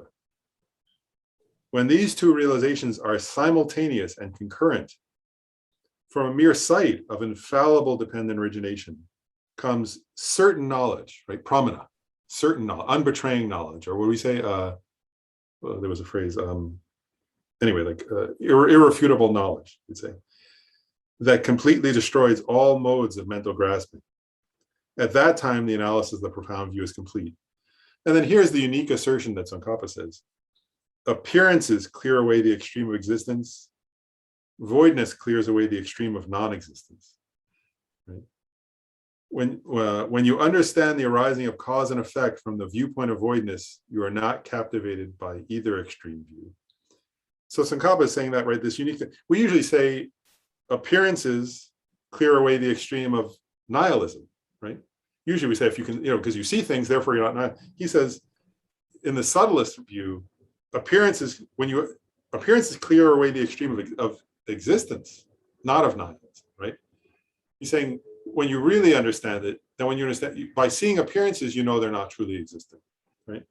And he says voidness clears away the extreme of nihilism, right, or of non-existence. So he says when you really understand emptiness, your realization of emptiness clears away how it is that things are conventionally existent, right? So that's very profound. And I think, anyway, that's the difficult. I'm just getting at, like, so this debate that we were talking about, how would the mind-only school and the Prasangikas, That's the difficult point that Tsongkhapa is saying, that's what, it's to realize that. That's the difficult point of the Madhyamaka, especially of the Prasangika view, is how is it, right, that having not an atom, not a moment, mind doesn't have a single instant of true existence, and to realize that, then you understand how mind functions, right? Like that shows you how mind functions. That's very difficult, is what all these Buddhist masters are saying. That's incredible. Thank you. Yeah. They're really interesting points that they teach.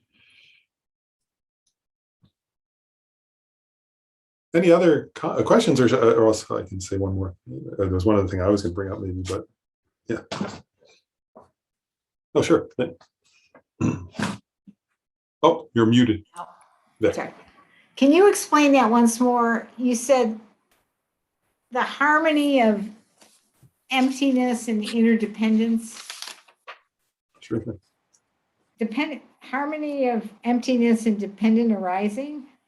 Did I get that wrong? Yeah, no, that's right. Yeah, the harmony of emptiness and dependent arising. That's right. Yeah, that would be that understanding that is really understanding that that's the Prasangika. That's another way of describing what the Prasangika view is that there's an absolute or definitive harmony, I'll call it that, between emptiness and dependent arising. And I'll read that one of. I mean, I read a bunch of stanzas, but I'll just read one stanza that's getting that from Tsongkhapa. So I'll reread one where he says, "Appearances." The first sentence is easy, right? Appearances are infallible, dependent origination. That makes sense, doesn't it? That's not difficult, right? Appearances are infallible, dependent origination. The second one is harder. Voidness is free of assertions. But that's worth contemplating, right? Then he says, as long as these two understandings are seen as separate, one has not yet realized the intent of the Buddha. So that's getting at the harmony, right? The harmony of dependent, right? So, and I'll read that again just to contemplate, right? Because anyways, what he's getting is not easy, right? I'm saying it's not easy. I don't think it is. And Buddhist teachers agree, many Buddhist teachers have said this, but appearances are infallible, dependent origination. Voidness or emptiness is free of assertions. As long as these two understandings are seen as separate, one has not yet realized the intent of the Buddha. So that's getting at that point. So that that's Tsongkhapa's phrasing, right? For there's the middle way view is a harmony of dependent arising and emptiness. Seeing them as a harmony or seeing them as inseparable, right? I remember one time I was saying to one time I was saying to Gyume Khyentse Rinpoche, I said, well, I can understand that. One day he was teaching on this topic. He was teaching Tsongkhapa's Praise of Dependent Arising, that famous text. And I said, I remember I said to him, well, it seems like dependent arising implies emptiness and emptiness implies dependent arising, but they're not synonyms. And he said, yes, they are. He said, yes, they are synonyms. Dependent arising and emptiness are synonyms. And I had to go sit and think about it. I was like, well, which is what Tsongkhapa is saying. As long as they're seen as separate, right? I was still, I still am. But I mean, I was saying, oh, they imply each other, but they're not the same. They're not. They're separate. And he said, they are. He said, no, they're this. He said, you're still basically he was saying the same thing Tsongkhapa was saying. You're still seeing them as separate.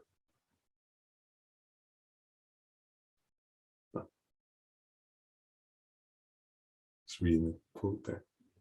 Appearances, sounds, and awareness are the deity's mantras in the sphere of the Dhammaka. Emptiness. Thanks, Linda. And then Avarahi has a comment or a question. Yeah, I wanted to say, if the Chittamatrans are looking at meditating on the mind, they would in part argue self-cognizers, okay? And that's, what are the Madhyamaka Prasinki saying? Are they saying that maybe the mental factor discrimination or feeling or attention is actually what's knowing the mind, Or how are they arguing that? You mean like if you're meditating on the nature of mind itself? Yeah, yeah. The from a Prasangika perspective, a few things. Like one is it's actually interesting. Like, you know, in terms, well, I guess I'll say two different points. One is on the issue of self-cognizance. You know, I mean, I think there are other sources, but if you look in Shantideva's chapter on wisdom, gets at that point in some detail, and he uses these metaphors in it, where he says like a sword can't cut itself, you know, the eye doesn't see itself, and he says just so, like, you know, there aren't self-cognizers essentially. And from the, I guess I'll say a few points. Like one is from a Prasangika's perspective, you know, first of all, like it's interesting, right? Because what we're getting at, I mean, you could say, you know, is part of the tradition of like meditating on the nature of mind is part of the Mahamudra tradition of practice. And one point that, a couple of reflections I'll share. One is from a Prasangika's perspective, one point they would make is they would say, well, actually what's important, I mean, the real practice of Mahamudra or of meditating on the nature of mind is actually to meditate on the empty nature, the emptiness of mind. And so then you could say, you know, that on the one hand, experientially, it's like water, you know, ideally, if you're realizing it directly, it would be like water poured into water. But, you know, from a conceptual perspective, it's consciousness, you know, the subject is consciousness and the object is emptiness. So there's no problem, right? Whereas the mind can see emptiness, you know. So there is, you know, if you think from what Shantideva was saying about, you know, a sword can't cut itself, but a sword can cut through,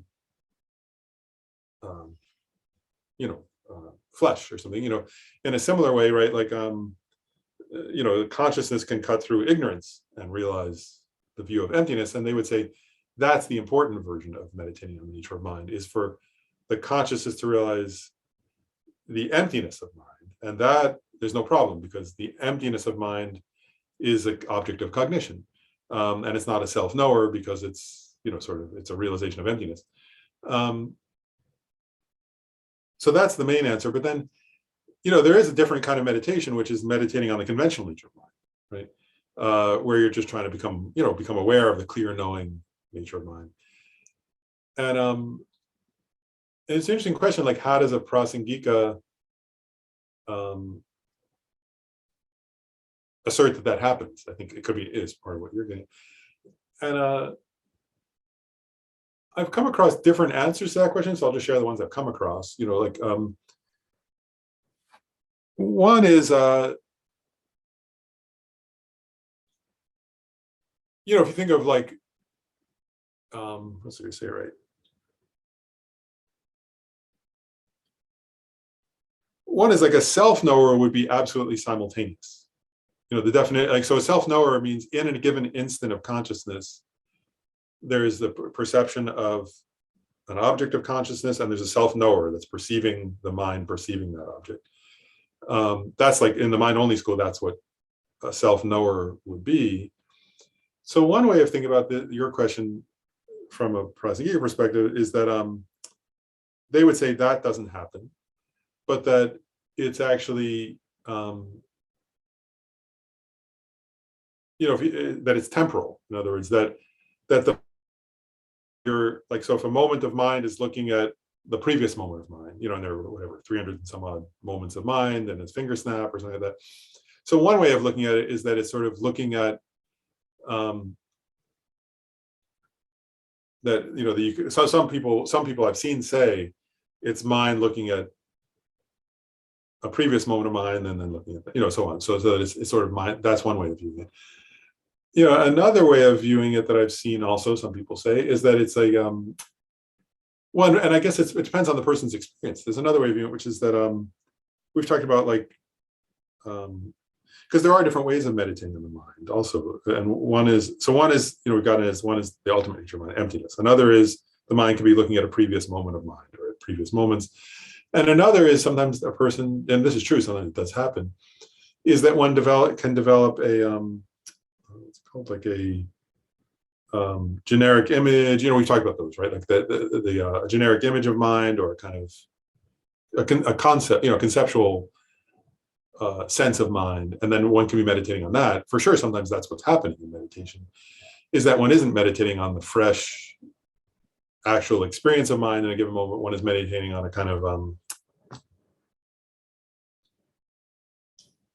we call it generic image or mental image, or there are different terms for that, but that one is kind of meditating on that about mind, on one's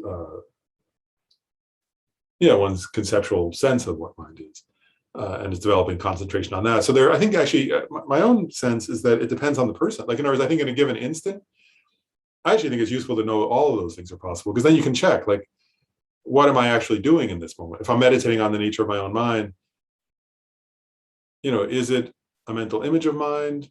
Is it, because like, it's quite interesting, isn't it? Like, even if you're perceiving a person, which is it? Am I meditating? Am I seeing that person? Am I seeing my mental image of that person? Am I seeing who that person was a moment ago? What does it mean to see a person or a tree in the moment?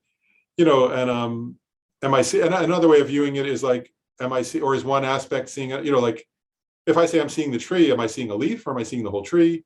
And that's another way, right? If am I seeing? Because give me a confirmation when I point this out. Like, if you see the clarity of mind, like, that's one aspect of mind. It's not the knowing aspect of mind. Like, so is it? Are you? I mean, so there are different possibilities. Is all I'm raising. So one is you could be seeing a generic image of mind. In others, you could be a temporal, sort of seeing the previous moment. In others, it could be one aspect of mind. Like, if you're seeing, if consciousness is seeing a moment of mental excitation, that's one aspect of mind seeing another aspect of mind, and so on. So I think there are actually a lot of possibilities, and to me, those are more useful anyway, in the sense of just experientially look at what's actually happening. But yeah, so in general, though, what they don't accept is in a given instant that you're seeing an object, seeing the seeing of that object. That's object. Yeah. Indirectly, that kind of answers Lynn's question about, does the mind exist inherently, to me, because all of what you've just talked about kind of shows that it can't possibly. I don't know. Yeah. There's not an inherently existent mind. There's a mind. Yeah. Thank you. Sure. I know we should stop in a minute. Was there one more person already asking a question? If there was, then we can do that last one. I thought I saw somebody raise their hand, but I know I lost track. I did have my hand up, but I'm also knowing that it's at time. If it's okay to still ask. I think it's fine. One more. Yeah. No, okay. So it's not a small one. When I'm thinking about seeing emptiness and dependent origination, or dependent arising as synonyms, as far as I can get is seeing emptiness operating as dependent arising, which feels different than seeing them as synonymous. So I'm wondering if there are any tips to moving beyond seeing emptiness as operating and vice versa, like the dependent arising operates as emptiness. Like, there's this operation piece in the middle there when I'm contemplating it. I'm wondering if you have any ideas about. That's interesting. Yeah, I know. I sometimes think the same way. Like, I sometimes think that too. Like, emptiness. Yeah, that's or manifest. We sometimes say that, right? Emptiness manifesting as, or emptiness, operating as, or empty. And I'm just going back to, actually, when you said it, made me think again of how does what was that phrase? It's interesting. He says, as long as these two understandings are seen as separate, right, one has not yet realized the intent of the Buddha. When these two realizations are simultaneous and concurrent, right? And he says, from a mere sight of infallible dependent relation comes a certain knowledge that completely destroys all modes of mental grasping.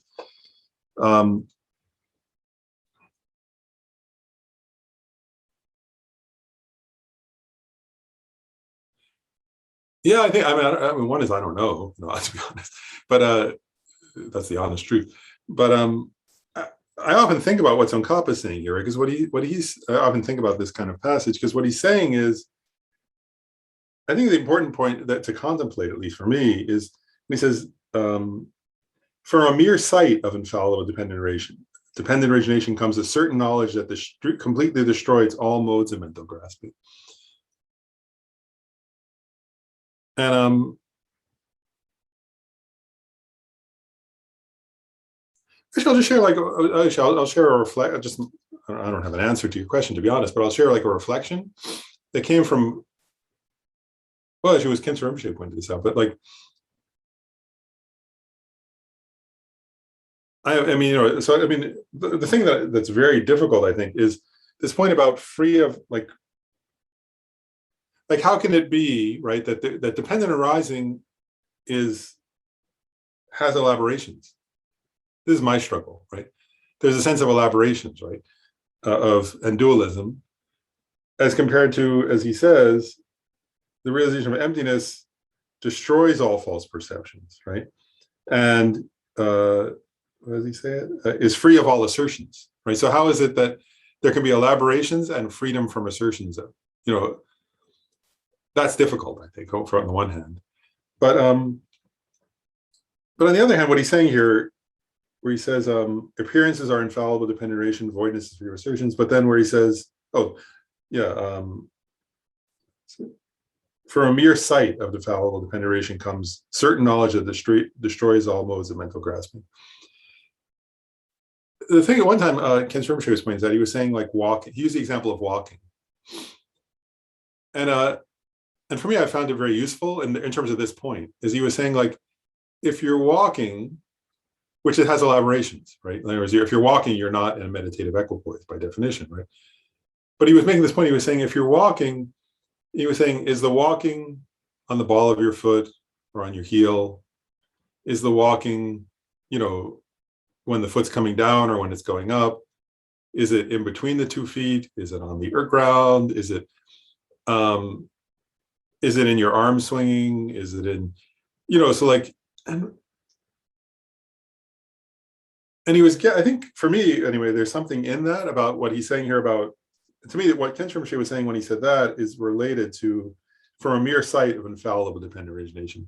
So it's like so I think what it's getting at is by looking deeply at dependent origination as it's happening. So like, that's why I like Khyentse Rinpoche's one, is as I would be walking to contemplate. And to come, the idea is to come to a kind of, to recognize, it's like in the Heart Sutra, right? Form is emptiness. Like in other words, walking is emptiness. It's not something, it's like, and the idea is that to use the analysis of walking or the analysis of form to realize that it is emptiness. And that emptiness is it. So it's not emptiness manifesting as walking, right? And it's not emptiness, it's not, it's that walking is emptiness, emptiness is walking, form is emptiness, emptiness is form, sneezing is emptiness, emptiness is sneezing, whatever. It's like, so, and that's similar to what Tsongkhapa is saying, right? From the mere sight of it, right? So from analyzing, and we have to do it through analysis at our level, I think, or your level, but at a person's level, until you're an Arya, we have to use analysis, but it would be engaging with, like, seeing the dependent origination cuts off at a certain point elaborations is the idea. I think at least that's for me a process that gets me closer. And for me, I guess that's why Khyentse Rinpoche's point about it's like doing it with action sometimes is easier. If I'm meditating on the nature of mind, let's say, it's even, I don't know, even though mind is dynamic, it's harder to see it. So for me personally, it's sometimes with processes, it's easier to get closer to something that I can't quite understand, but is about that point of dependent origination and emptiness.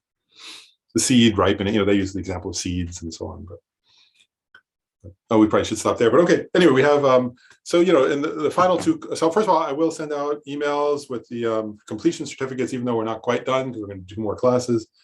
And just to confirm for everybody, there's no class. The one on December 4th is canceled, but but it's still on the website. So I just want to clarify that. So the final two classes, which are focused on practice more, and we'll just be like looking back at the text and looking at, people ask questions like, where are they practiced and how are they relate to practice? We'll just talk about that some. And feel free to bring questions. And then, those lines from Tsongkhapa are found in the Three Principal Aspects of the Path, his short text. Yeah, Three Principles of the Path. And the last two classes will be December 11th and December 18th at this time, same time. And then I'll send out something soon about the next series in January. Let's do our dedication. The supreme jewel Bodhichitta, where it has not arisen, may it arise and grow. Where it has arisen, may it not decrease, but increase more and more. In the snowy mountain paradise, you the source of good and happiness, all-powerful Chenrezig Tenzin Gyatso, please remain until samsara ends. And through these merits, which are merely labeled totally empty from their own side, may the I, which is merely labeled totally empty from its own side, achieve the state of Buddha's enlightenment, which is merely labeled totally empty from its own side. In order to lead all sentient beings who are merely labeled totally empty from their own side to Buddha's enlightenment as quickly as possible. And thanks, everybody. Thanks for interesting questions. Good discussion. Thanks, Lauren. Thanks.